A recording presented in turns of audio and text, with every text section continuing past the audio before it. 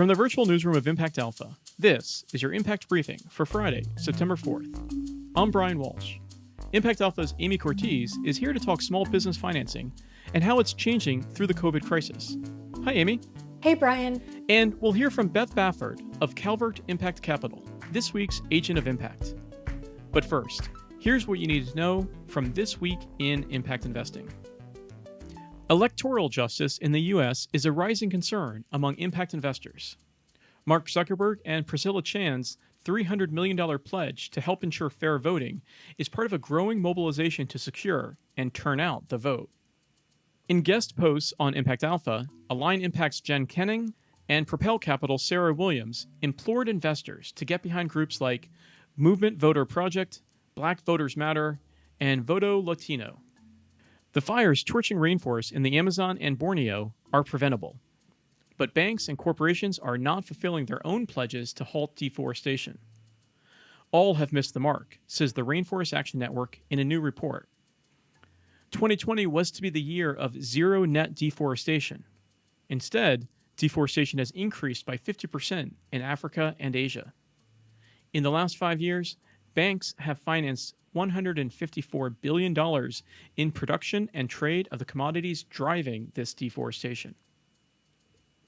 In deals this week, Blue Like an Orange Sustainable Capital, a $200 million structured debt fund, invested in transitional healthcare in Brazil, where hospitals are straining under the load of the world's second highest caseload for COVID.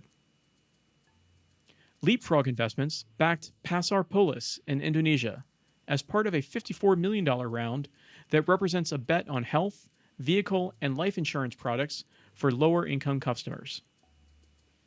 And Costco joined Netflix with a $25 million commitment to the Black Economic Development Fund. The fund is run by the Local Initiatives Support Corp. You'll recall LISC CEO Maurice Jones was last week's Agent of Impact. And finally, some impact investors are working in public markets, well, because that's where the money is.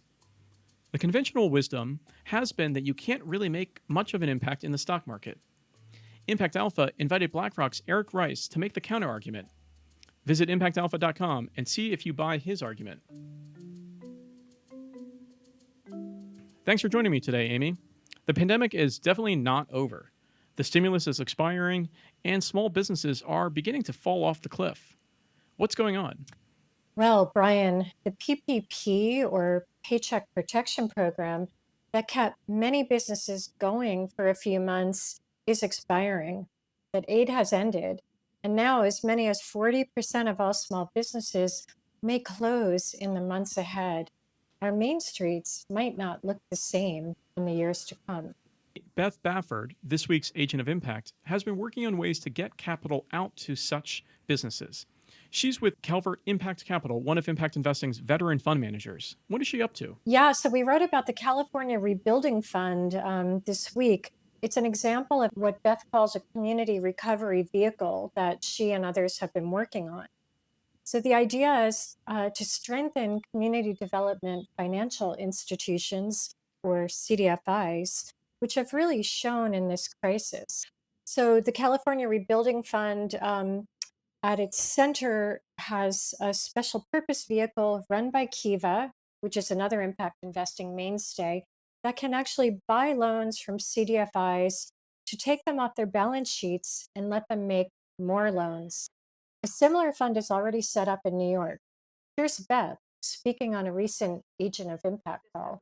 That alternative financial system has a lot of critical strengths. It has deep roots in these communities, led by people from these communities, has the trust of the communities that they serve, which I think cannot be understated. A lot of these communities have been, for lack of a better term, screwed over by the financial system for a long time and really need to go to trusted sources when thinking about their ability to either as a consumer or as a business to access capital to go forward. And Beth is upfront about using the urgency of the moment to overcome some long-standing obstacles. And as we're thinking about these solutions, this is one tool, another tool to put in the toolkit of a much broader conversation that needs to be happening around how do you rethink the support and resources that are poured into these communities so that we can create something much bigger and much greater than the sum of its parts. She later goes on to point out what's at stake. These communities have had access to credit gaps forever.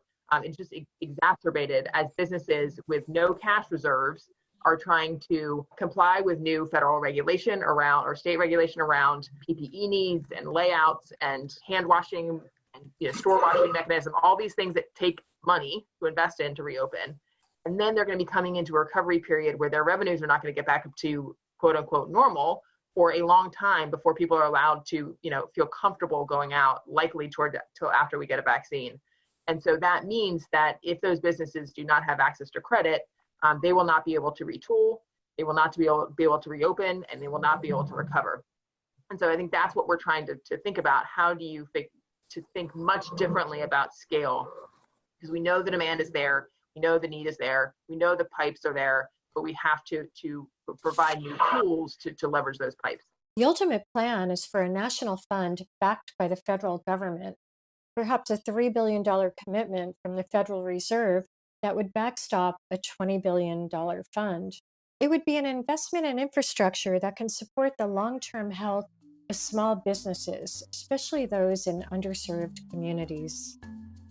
All right, thank you, Amy. You can see Beth Bafford and all of our Agents of Impact on Instagram @ImpactAlpha. That's going to do it for your Impact Briefing this week. You can read all of these stories at impactalpha.com. Subscribers receive the brief and full access to Impact Alpha content, including subscriber-only Agent of Impact calls. Go to impactalpha.com/subscribe and use code BRIEFING100 for $100 off. Thank you for listening, and thanks to Amy Cortez, as well as our producer Isaac Silk. I'm Brian Walsh, Head of Impact for the fintech company Liquinet. If you're listening on Apple Podcasts, please take a second to rate and review the Impact Briefing right now. It really helps others discover the show. And make sure you check back for next week's Impact Briefing. Until then, take care.